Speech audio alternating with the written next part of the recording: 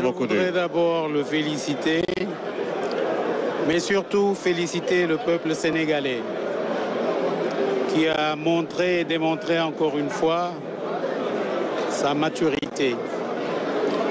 Je voudrais saisir cette occasion pour dire, surtout à la jeunesse, d'être patient.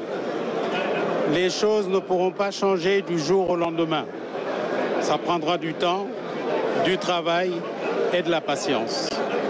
Je sais que les attentes sont énormes, mais par la grâce de Dieu, avec l'aide de chacun, je suis sûr que le président Diomaye Faye sera un très grand président de la République. J'en ai la conviction, compte tenu de l'entourage qu'il a et compte tenu également de cette clameur nationale qui, je suis sûr, va l'accompagner pour qu'il nous mène vers le développement. Encore une fois, je lance un appel pour que nous soyons tous très patients. Qu'est-ce que vous voulez dire exactement quand vous parlez de patience? Mais je veux dire que les choses ne changeront pas. Il n'y aura pas d'état de grâce ou bien vous voulez... Je veux simplement dire que les choses ne peuvent pas changer radicalement du jour au lendemain. Il nous faudra nous armer de patience et surtout nous remettre au travail. Nous remettre au travail. Parce que pendant trop longtemps, nous avons laissé la place à la politique, pour ne pas dire à la politique politicienne. Maintenant, c'est la politique du développement et le travail. Je lance un appel pour que tous les Sénégalais se remettent au travail. Alors, vous avez entendu le président prendre des engagements dans son discours. Quelle est la partie qui vous semble la plus rassurante quant au projet dont on parle, le projet de PASTEF? Moi, la chose la plus importante pour moi, c'est d'abord la cohésion nationale. Je crois que c'est un des objectifs premiers du président de la République. La cohésion nationale et le travail. Le travail, encore le travail. Je pense que c'est ce qu'il y a de plus important. Sortir notre pays de la pauvreté. Et c'est possible. Mais, encore une fois, quand je demande à ce qu'on soit patient, c'est que sortir de la pauvreté signifie bien analyser la situation et lancer des grands projets structurants qui prennent du temps. Et c'est pour cela que je dis que les choses ne changeront pas du jour au lendemain. En tout cas, félicitations au peuple sénégalais qui a démontré d'une manière extraordinaire que c'est un peuple mature qui sait voter utile. Eh bien, ouais. En tout cas, encore une fois, toutes nos félicitations à tous et bien sûr à Pros qui a su... Pros, ça veut dire... Pros, c'est le président Sonko, oui. Qui a fait pratiquement don de soi par conviction, parce que, comme il l'a dit, le projet, ce n'est pas une personne.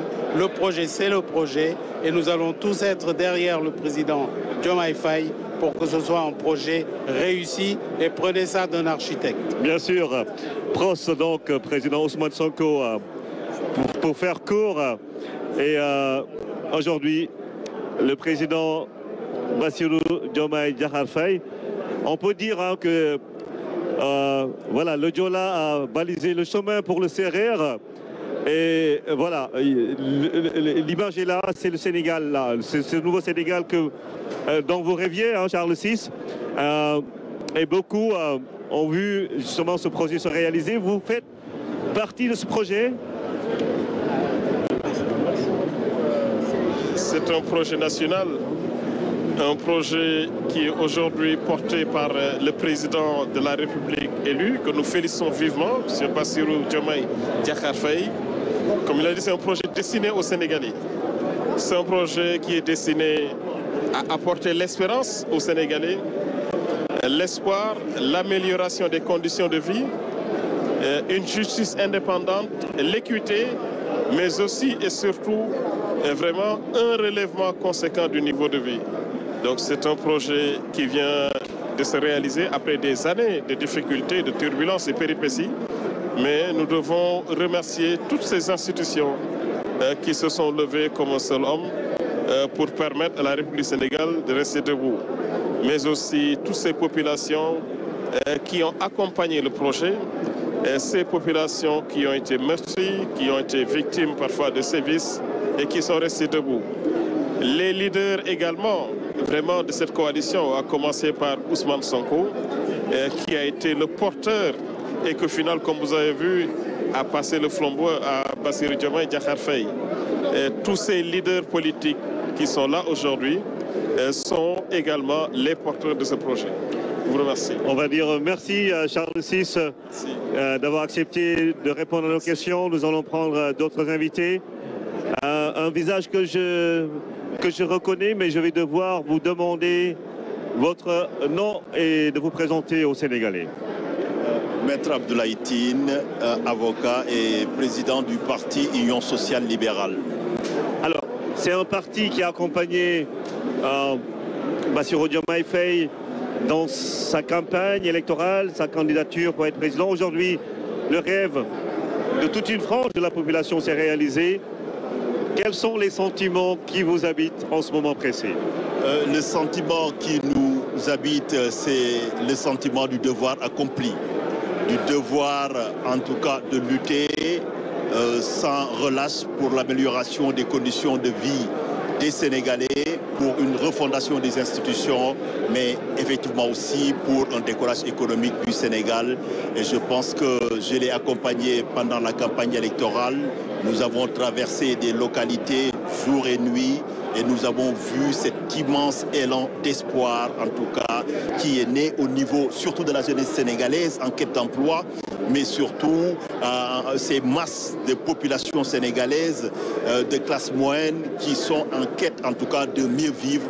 Et je pense qu'il est de notre mission et de notre responsabilité désormais de concrétiser cela. Bien sûr, vous êtes en direct sur la RT. Tout à l'heure, Pierre Goudiaby Atepa lançait un message pour dire aux Sénégalais d'être patients, c'est-à-dire qu'il va falloir donner du temps à l'actuel président de la République, 1 an, 2 ans, parce que c'est un mandat de 5 ans, pour réaliser justement ces ambitions du peuple sénégalais. Forcément, vous savez, dans la vie, il n'y a rien de durable sans patience.